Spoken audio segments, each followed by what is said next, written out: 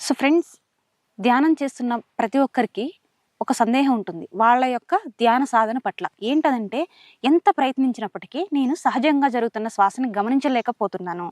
అది రావడం, పోవడం కూడా మాకు సరిగా అర్థం కావట్లేదు. మేము ఎలా ఎలా ముందుకు సాగాలి అని అనుకుంటుంటారు. ధ్యాన సాధనలో మనం ఇప్పుడే మన తొలి అడుగులు వేశాం. మనకి అసలు మనందరం ధ్యానం ఎందుకు చేస్తున్నామంటే, పాస్ట్‌లోకి, ఫ్యూచర్‌లోకి మనం ఫ్యూచర్‌లో పెట్టుకున్న గోల్స్ మనకి తీరట్లేదు. కాబట్టి ఏంది, మనకి స్ట్రెస్ అనేది మనకి మొదలవుతుంది లోపల. ఇంకెప్పుడవుతుందో, ఇంకెప్పుడవుతుందో అని ఫ్యూచర్‌లోకి అదే పనిగా వెళ్ళడం వలన ఆ గోల్స్ ఎన్నున్నాయంటే ఒక్కటి కాదు, ఎన్నో ఉన్నాయి. సో, మనకి స్ట్రెస్ ఎక్కువైపోయింది. అదేవిధంగా పాస్ట్‌లో జరిగిన ఎన్నో అవమానాలు, మనకు జరిగిన ఫెయిల్యూర్స్ ఇవన్నీ గుర్తొస్తున్నాయి. సో, ఈ 2 కూడా మన బాధకు కారణమవుతున్నాయి. ప్రెజెంట్ మూమెంట్‌లో ఉంటే ఈ 2 గుర్తు రానప్పుడు మనం కాస్త ప్రశాంతంగా ఈ బ్రతికిన 4 రోజులు ప్రశాంతంగా ఉండటానికి ధ్యానం చేస్తున్నాం. అయితే మరి ఈ 20 సంవత్సరాల లేదా 30 సంవత్సరాల, 40 సంవత్సరాల ఈ పాస్ట్ మొత్తం కూర్చోగానే కరిగిపోదు గదా! మనకి ఎన్నో హ్యాబిట్స్ ఉన్నాయి. మనకి ఎన్నో నమ్మకాలు, విశ్వాసాలు అన్నీ ఉన్నాయి. అవి ఒక్కసారిగా మనం కళ్ళు మూసుకొని కూర్చోగానే మన ఈ వినిపించేవి మనకి, అదే విధంగా మన ఆలోచనల ద్వారా మన మెంటల్ బాడీ, మన ఎమోషనల్ బాడీ, ఎన్నో ఎమోషనల్ దాడులు మన మీద జరుగుతుంటాయి. చిన్నప్పటి నుంచి మన ఫ్రెండ్స్ నుంచి, ఫ్యామిలీ నుంచి, అన్నిటి నుంచి. ఓకే. అవన్నీ ఒక్కసారిగా మన మీద దాడి చేస్తాయి 360 డిగ్రీస్ నుంచి. మరి ఈ క్షణం, ఈరోజు ధ్యానంలో కూర్చొని అన్నీ ఒకేసారి తగ్గిపోవాలని ఒక పిరమిడ్ మాస్టర్ యొక్క అనుభవాలు విని, ఓహో! ధ్యానంలో కూర్చోగానే ఇవన్నీ తగ్గిపోతాయని మనం మళ్ళీ ఒక నమ్మకాన్ని నమ్మి దాని వెంట పడుతున్నాం. ఓహో! ధ్యానం చేస్తే వెంటనే రిజల్ట్ వస్తుంది. ధ్యానం చేస్తే వెంటనే నేను చాలా శూన్య స్థితిని పొందుతాను. నేను హ్యాపీ అయిపోతానని. కానీ మన ధ్యాన సాధన అసలు ఎలా ఉంది? ధ్యానం చేస్తే ఇవన్నీ తగ్గుతాయి. కానీ మనం ధ్యానం చేస్తున్నామా అంటే, అసలు మనం సహజంగా జరుగుతున్న శ్వాసని సరిగా గమనించలేకపోతున్నాం. ఓకే. అయితే మనకు ఇవన్నీ చెప్పకుండా ధ్యానం అనేది మనకు వివిధ రూపాల్లో పరిచయం అండి. అది ఎలా అంటే, అది ధ్యానం రూపంలో కాదు, వేరే వేరే రూపాల్లో. ఎలా అంటే, మనకి బ్యాడ్ హ్యాబిట్స్‌ని వదిలించుకోవడం కోసం మనం ఏం చేస్తుంటంటే, పూజారులు, యజ్ఞాలు, యాగాలు చేసేవాళ్ళు, మీరు ఒక 40 రోజులు శివాలయం చుట్టూ తిరిగి శివుడికి అభిషేకం చేయండి. మొత్తం తిరగడం అయిపోయిన తర్వాత 108 రౌండ్స్ అయిపోయిన తర్వాత శివుడికి అభిషేకం చేయండి అంటారు.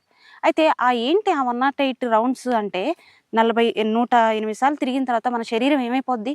అలసిపోద్ది బాగా. అలసిపోయి ఒక దగ్గర కూర్చోవడానికి మనకి సహకరిస్తది. మామూలుగా అయితే ఒక రౌండ్ ఏసి 2 రౌండ్లు వేయగానే ఏంటి, ఇంటి దగ్గరికెళ్ళి చేయాల్సిన పనులు గుర్తొస్తాయి. 108 రౌండ్స్ అంటే ఆ గుడి ఎంత పెద్దగా ఉంటది. దాని చుట్టూ తిరిగి పూజారి చెప్పాడు కాబట్టి మనం చచ్చినట్టు చేస్తాం. సో, ఆయన తిరగమన్నప్పుడు మన శరీరం అలసిపోయి ఒక దగ్గర ఆగుతది. లాస్ట్‌లో ఏం చెప్తాడు? ఒక 5 నిమిషాలు గుడిలో కూర్చొని ఎళ్ళండి అంటాడు. మనం ఏంది, పూజారి చెప్పాడు కాబట్టి కూర్చుంటాం. అప్పుడు మనకేం గుర్తురాదు. ఎందుకంటే అప్పటికే శరీరం అలసిపోయింది. అప్పుడు మన ఆలోచనలు గూడా ఆ గుడిలో సౌండ్‌లు, గుడిలో మంత్రాలు, ఆ పూజలు, ఆ పువ్వులు, ఆ సువాసన, అక్కడున్న పక్షుల సౌండ్‌లు అయన్నీ వినుకుంటూ మనం పాస్ట్‌లోకి, ఫ్యూచర్‌లోకి వెళ్ళకుండా ఒక దగ్గర ఆగుతది. మన శరీరం ఆల్రెడీ ఆగింది. మనసు ఆల్రెడీ ఆగింది. సో, కాసేపు మనకి ఆ విధంగా ప్రెజెంట్ మూమెంట్‌లోకొచ్చాం.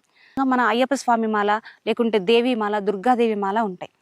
ఆ మాలలో కూడా మనం చూసుకుంటే ఇదే సైన్స్ ఉంటుంది యాజ్ ఇట్ ఈస్. ఎలా అంటే, వాళ్ళు పాస్ట్‌లో ఉన్న బ్యాడ్ హ్యాబిట్స్‌ని వదిలించుకోవడం కోసం, అంటే ఒక డ్రింకింగ్ అలవాటుని, పొద్దున్నే 4 గంటలకి లేవాలి అని ఒక కొత్త అలవాటు చేసుకోవాలనుకుంటున్నారు. ఓకే. అలా లేవట్ల. కాబట్టి ఏంటి, ఈ మాల వేసుకుంటే తప్పకుండా, దీపమాలేంటి ఒక దీక్షలాగా ఆ 41 రోజులు కూడా ఏంటి, తప్పకుండా 3 గంటలకు లేచి నదీ స్నానం ఆచరించి, వాళ్ళు వెంటనే చెప్పులు లేకుండా గుడికెళ్ళి అక్కడ పూజ చేసి ఒక నిష్టతో ఈ ఆహారాన్ని మాత్రమే తినాలి. తిన్న తర్వాత గూడా అది గూడా మితంగా తినాలి. ఒక కొత్త హ్యాబిట్‌ని వాళ్ళు నేర్చుకుంటున్నారు. అదేంటి, వాళ్ళ శరీరంపై బాగా తినాలి అనే మనసు దాడి చేస్తుంది మనపై. దాన్ని నియంత్రించుకున్నారు. ఇప్పుడు వెళ్లి సినిమా హాల్‌కి వెళ్ళు అని బాగా దాడి చేస్తుంది. ఎందుకు? ఇంతకు ముందున్న అలవాటు. కొత్త సినిమా రిలీజ్ అయితే వెళ్ళాలని. కానీ ఇప్పుడేంటి, లేదు, గుడికే వెళ్ళాలి అనే ఒక నియమం ఉంది. సో, ఈ నియమాలన్నీ మనకేం చేస్తున్నాయంటే, ఒక కొత్త పనిని అలవాటు చేస్తున్నాయి. ఇవన్నీ కూడా మన పాస్ట్‌లో ఉన్నయన్నీ వదిలించుకోవడానికి కోసం. సో, ఇప్పుడు ఈ ధ్యానం చేస్తే మన పాస్ట్‌లో ఏముంది, దుఃఖం ఉంది. దాన్ని వదిలించుకోవడం కోసం 41 రోజులు ధ్యానాలు చేస్తుంటాం.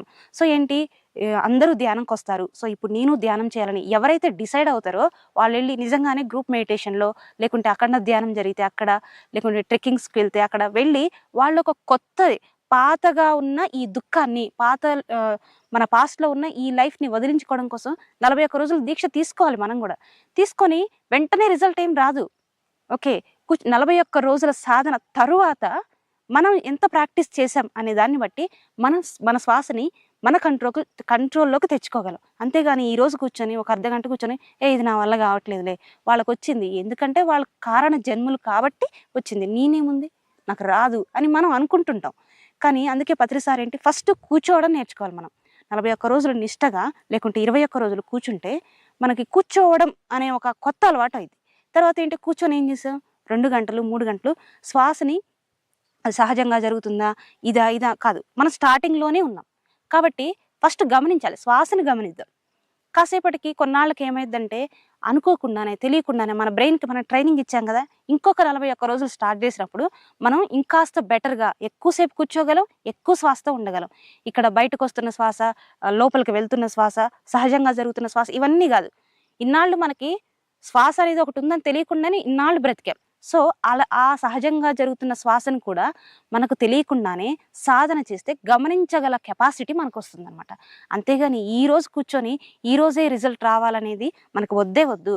ఇవన్నీ మిత్స్ అనమాట. మెడిటేషన్పై మనకున్న అపోహలు. ఈరోజే మిరాకిల్స్ జరిగిపోద్ది, ఏదో మిరాకిల్ నాకు సంభవించేసిద్ది ఇలా కాదు. ప్రతి శ్వాసని గమనించాలన్న ఆలోచన మనకుంటే దానికి మనం ఎంత సాధన చేసాం. ఒక యాపిల్ పండు కావాలి, అది మనకు కావాల్సింది. శ్వాసని గమనించాలి అనేది మన గోల్. అదేవిధంగా ఒక యాపిల్ పండు నేను ఇప్పుడు తినాలనుకుంటే నేను ఇప్పుడు యాపిల్ పండు కావాలని అనుకోవడం కాదు. అందుకు నేనేం చేయాలి, ఫస్ట్ ఒక మొక్క నాటాలి, దానికి నీరు పోయాలి, ఎరువేయాలి, చీడపీడల నుంచి దాన్ని రక్షించాలి, అదేవిధంగా దానికి కావాల్సిన కేరింగ్ మొత్తం చూసుకోవాలి. ఆ తర్వాత అప్పుడు మెల్లగా ఒక పువ్వు వస్తుంది, దాన్ని కూడా రక్షించాలి మనం. అప్పుడు వేరే కేరింగ్ తీసుకోవాలి దానికి. తర్వాత ఒక పండు వస్తుంది, అప్పుడే వస్తుంది, తర్వాత అది పచ్చిగా అవుతుంది, ఆ తర్వాత పండు అవుద్ది, అప్పుడు మనం కోసుకుంటాం. ఇదంతా ప్రాసెస్. ఇది ఎప్పుడైతే జరుగుతుందో ఆ తర్వాత మాత్రం మనం పండు తీసుకుంటాం. కానీ ఈరోజు చెట్టేసి ఎప్పుడొచ్చిద్దా అని మనం ఆకులను విచ్చిదీస్తే ఏమైంది, పాడైపోయింది. సేమ్ అలాగే మన సాధన బ్రేక్ చేయకూడదు. ఎలా అయితే మనం ఆ పువ్వుని ఇలా ఒలిచేస్తే అది అక్కడితో ఆగిపోద్దో, బ్రేక్ చేస్తే ఏమి రాదు. అదేవిధంగా ఈరోజు ధ్యానంలో కూర్చొని ఈరోజు రిజల్ట్ వద్దు. మనం ఒక 41 రోజులు, ఒక 3 నెలలు మంచిగా కూర్చోవాలని పత్రిక అంటారు కదా. ఎందుకు ఆయన అలా అన్నారంటే, కూర్చుంటే ఫస్ట్ శరీరం ఆగింది, మెల్లగా మనసు ఆగుతుంది, తర్వాత మెల్లగా ఇంకా ఆలోచనలు ఆగుతాయి, మిగిలింది ఏముంది, శ్వాసే. అప్పుడు ప్రతి శ్వాసని గమనిస్తాం. సహజంగా జరుగుతున్న శ్వాసని నేను ఇప్పుడు గమనించాలి అని మనం అనుకోవాల్సిన అవసరం లేదు, ఎందుకంటే అది ఆల్రెడీ సహజంగా జరుగుతుంది కాబట్టి దానిని గమనించే కెపాసిటీ మనకు వస్తుంది.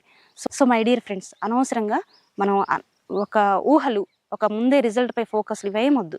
అందరికీ ఈ ప్రపంచంలో అత్యంత ఈజీ ఏదైనా ఉంది అంటే అది ధ్యానమే. ఎందుకంటే అది మన లోపల ఆల్రెడీ సహజంగా జరుగుతుంది. So thank you so much.